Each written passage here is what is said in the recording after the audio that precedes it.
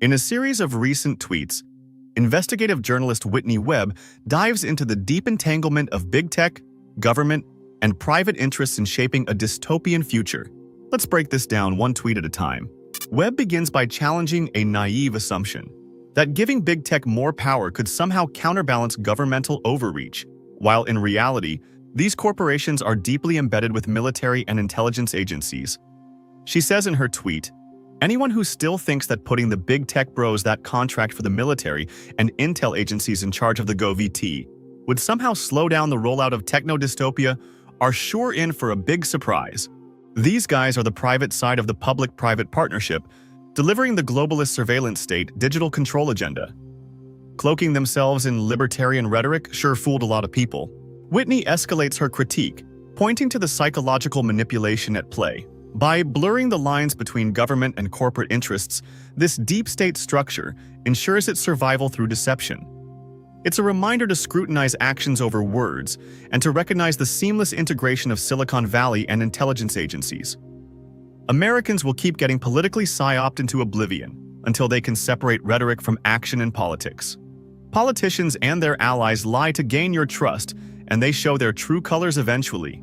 Silicon Valley and the CIA are inseparable. Do some research and learn that the deep state is a public sector and private sector operation. In response to this, Tim Pool responds with a tweet saying, "The attacks on Elon and the narrative being built around censorship feels like an op. I'm not falling for it, and neither should you. They have been trying to get Elon and MAGA to go to war for weeks." In response to Tim Pool's tweet, Whitney concludes by dismantling the notion that Silicon Valley's elite are allies of the people. Instead, she paints a vivid picture of their true intentions. The real op was the effort to convince regular Americans that Silicon Valley oligarchs, who literally help build and maintain the surveillance state for intelligence, deeply invest and promote mRNA tech, want to price carbon, develop pre-crime tech used to target both conservatives and leftists alike, and are pushing for surveillance programmable money, cared about them and wanted to restore the country to prior times. They want to build an American technate where they hold all the power and wealth, and you drink out of the trough in a digital cattle pen while they milk you for data.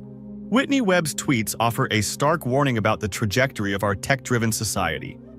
Her insights underscore the importance of critical thinking and the need to question the narratives perpetuated by powerful entities. Webb concludes her thoughts on a December 30th tweet saying, "The Kissinger-Eric Schmidt book on AI basically states that the real promise of AI, from their perspective, is a tool of perception manipulation, that eventually people will not be able to interpret or perceive reality without the help of an AI via cognitive diminishment and learned helplessness. For that to happen, online reality must become so insane that real people can no longer distinguish real from fake in the virtual realm, so that they can then become dependent on certain algorithms to tell them what is real. Please realize that we are in a war against the elites over human perception, and that social media is a major battleground in that war. Hold on to your critical thinking and skepticism and never surrender it.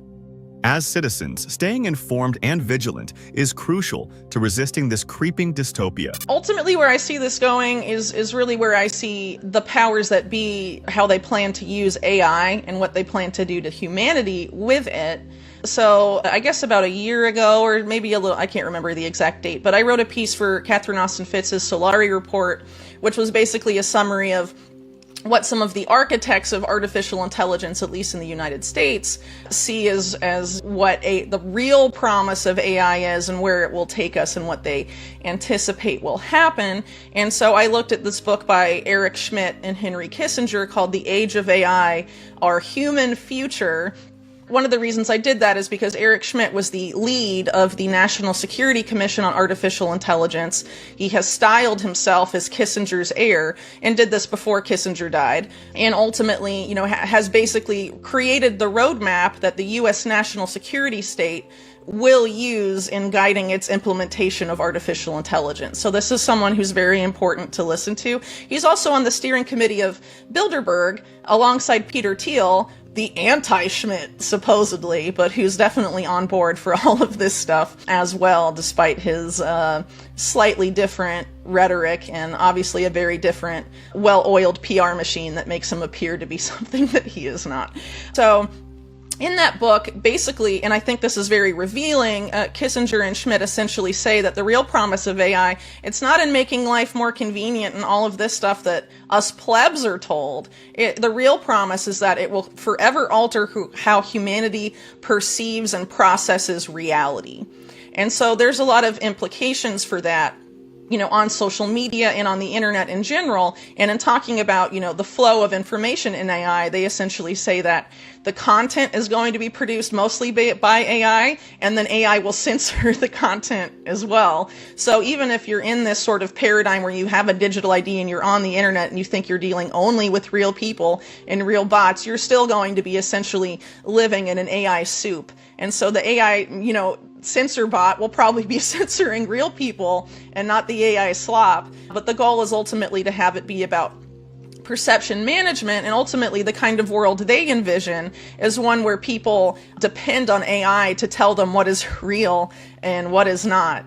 And that this is really the only way to deal with AI-powered misinformation. And honestly, it makes no sense. It's basically like AI is creating this problem, and so the solution is to essentially put AI in charge of everything and have it be sort of the processor of reality for us. And they also make these other arguments that as humans become more and more dependent on AI, including for perceiving reality, humans will lose the ability to do it themselves, and will sort of be in this place where they have to use AI to understand what's going on, and and that humanity as a consequence will just become so easily manipulated to really unprecedented degrees. And when you consider all the profiling that's happened on people based on their online activity over the last 20 years, if you don't think they know how to manipulate you, they absolutely do.